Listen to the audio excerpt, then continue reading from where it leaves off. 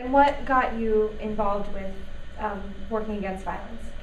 Well, I came to this organization as a volunteer. We have a very large volunteer pool, as a matter of fact. My first volunteer job was actually teaching self-defense because that's what I was doing with the rest of my life. I had a karate school for women and for children.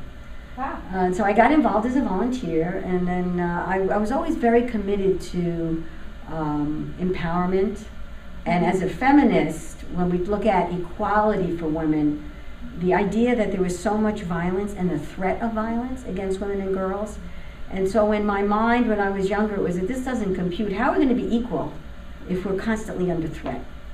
Well, years ago, I worked at a different place at a battered women's shelter, and I came to this agency to take a self-defense instructor training that they were holding for deaf women. I'm deaf in one ear, and I came and I took that training. I fell in love with this agency, and I just wanted to be just like Patty Giggins, our executive director. So I began to bug her about giving me a job and tell her I want to start services for the deaf, and she told me we didn't have funding to do services for the deaf. So after several times of that, I told her if she hired me, she'd get funding, and I've been here 22 years. I came here and I realized very quickly what I was getting myself into.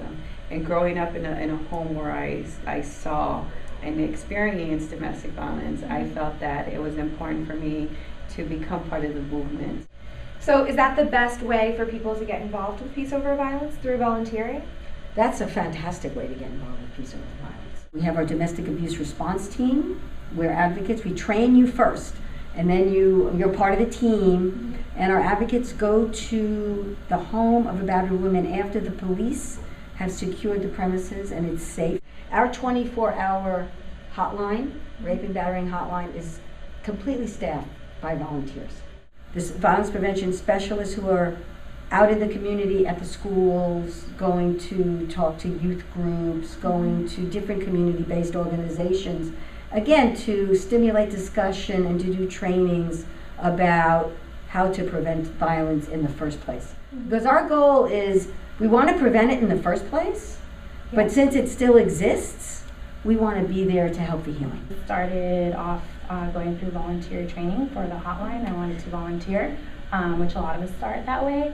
And then you just discover that you have a passion for the work. So I think that's why a lot of us are here, because we're passionate for the type of work that we do. We all feel grateful to be able to do this kind of work, either as a staff person, as a professional, or as a volunteer, because you really do connect with people and you touch people's lives and you really know what's going on.